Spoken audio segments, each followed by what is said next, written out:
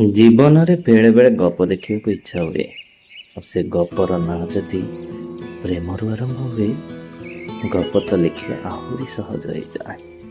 କିଛି ପ୍ରେମ କାହାଣୀ ଅଧା ଅଧୁରାରେ ସୁନ୍ଦର ଲାଗେ। ଦଶମ ପରେ ନୂଆ କରି କଲେଜ ଯାଉଥିବା ଝିଅଟିଏ, ସେ ପ୍ରେମ କଣ ଠିକ ସେ ଜାଣିନଥିଲା।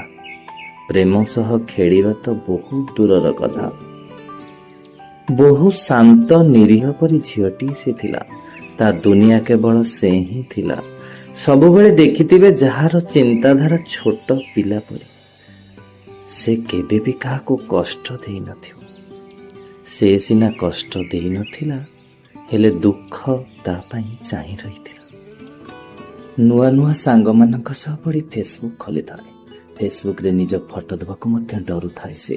ଏମିତି ଅଜଣା ମଣିଷଙ୍କ ସହ ଗପିବାକୁ ଖୁସି ଲାଗୁଥିଲା ତାକୁ।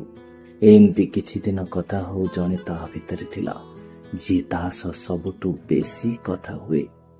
ଏମିତି କଥା ହଉ ହଉ କିଛି ମାସ ପରେ ସେ ପୁଅ ଝିଅଟିକୁ କହିଥିଲା, ମୁଁ ତୁମକୁ ଭଲ ପାଏ। ଏ କଥା ଶୁଣି ଝିଅଟି ଡରି ଯାଇଥିଲା, ଆଉ ପ୍ରଥମେ ମନା କରିଥିଲା। ହେଲେ ପୁଅଟି ସେ ଝିଅଟିକୁ ବହୁତ ଭଲ ପାଉଥିଲା, ମିଛ ଅଭିନୟ କରୁଥିଲା। ଆଉ ସେ ଜାଣିବାକୁ ପାଇଥିଲା ସେ ଝିଅ ଘରର ତାଙ୍କ ଘର ପାଖାପାଖି। ଆଉ ସେ ବହୁତ ସୁନ୍ଦର ଆଉ ଭଲ ପାଠ ମଧ୍ୟ ପଢୁଥିଲା। ଭଲ ପାଇବାର ମିଛ ଅଭିନୟ କରି ସେ ଝିଅର ନାଁକୁ କେତେବେଳେ ଯେ ହଁରେ ପରିଣତ କରିଥିଲା କେହି ବି ଜାଣିପାରିନଥିଲେ। ହେଲେ ସେ ଝିଅ ଏସବୁକୁ ନେଇ ସେ ପୁଅ ସହ ନିଜ ଭବିଷ୍ୟତ ଭାବି ନେଇଥିଲା।